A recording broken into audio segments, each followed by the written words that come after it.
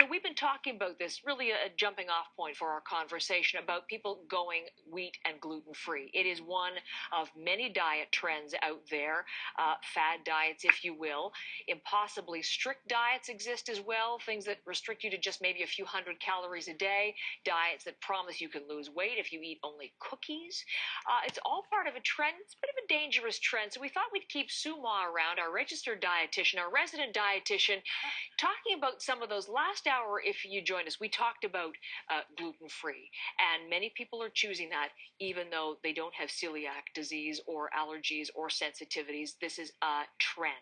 Let's look, in answer to some of your questions, at other fad diets, because people try them. My goodness. Number one, there is one that is very popular. People have been writing about the raw food diet. Anything cooked or processed in any way is bad, bad, bad, because that loses the nutrients. You know what? Here's the biggest counter argument to that.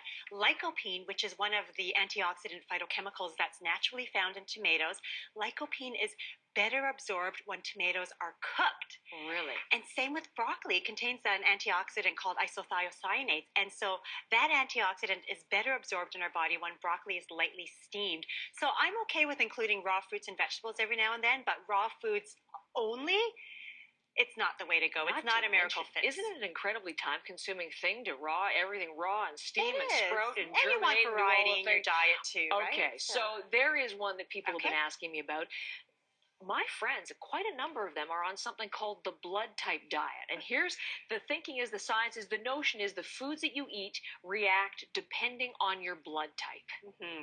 This, it rings a little bit of astrology in this. There might be some interesting coincidental things that work for you, but I looked it up and I'm blood type B+. Right. So this diet says to me that I should have lamb, venison, and rabbit, which I really dislike. All the time? That's what you should be. Those are the meats that I should be eating. Oh my. And it advises me to not eat chicken, a duck, lentils, or wheat. And I love those foods. So you know what?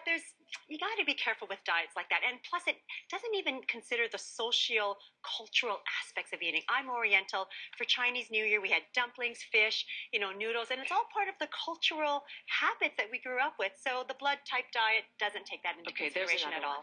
Had a tweet from a viewer wondering about, he would be more in the raw and the juicing component, but when you look at juicing and then you move it further, you get into people who turn to juice cleanses. Right. So they will have lemon juice, they will have cayenne pepper, and they will live on this for weeks at a time. There could be some dangers with that. First of all, juicing, our livers will detox the body on our own. So that's the function of our liver, to do that sort of detox. The juice cleanses are very low in calories. So if you're not sustaining about 1,800 to 2,000 calories a day, you're going to feel lightheaded, you're going to feel irritable and grumpy. No one's going to want to be around you, right? And the other thing with these cleanses is that, you're not getting enough fiber or protein, which we know are important nutrients that you need for satiety and weight management and weight control. Okay, that's a good thing to bear in mind about those. And finally, when I was a teenager, I'm sure I tried this one. I think it goes back even farther, and it's still popular to this day, and that's the cabbage soup diet, where you have bowls of cabbage soup earlier in the day, like before you eat anything else. And let me just make sure I tell you about it. So you eat cabbage soup 2 to 3 times a day for a week, along with other low-cal foods. This whole idea of volumetric. So if you're consuming lots of volumes of liquids, it's supposed to help you feel fuller. And you know what? Glass of water can help you do that. I get a little nervous when I see any particular food being vilified or glorified. And so there's no miracle cure or miracle fix to obesity with the cabbage diet or grapefruit diet or any other sort of diet like that. So basically you have said no to every one of the trendy, the fad diets. Don't go that way. Why don't they seem to take weight off for a short while, quickly in some cases. Why is that? Well, you know what? I always say that diets do work in the short term because you're changing up your diet. You're probably eating fewer calories than you're used to. So yeah, the weight's going to come off in the first couple of weeks, maybe even the first month. The real trick and the real key to weight loss is sustaining that weight loss. So can you maintain that way of eating for the rest of your life? Probably Are you depriving yourselves? Probably yes. And can you maintain that weight loss? Probably not. So yes, these diets do work in the short term, but the long-term effect, we don't know, and probably it's not going to be very successful. Many times when you reintroduce normal foods after one of these fatty diets where you've really deprived yourself the weight goes back on very, It comes very back, quickly. and then you get that yo-yo dieting, losing weight, gaining weight, which is really unhealthy for us. So it's not the way to go. Stick to a healthy diet that you can live with for Okay, the rest that of your was going life. to be my final question. If not these, Right. then what? Well, you know what? My dad's a chef. Oh my goodness. All my life, we've had a positive attitude towards healthy eating and food. Food brings people together. It's celebration, it's enjoyment. So take time to cook and eat food with your family and friends.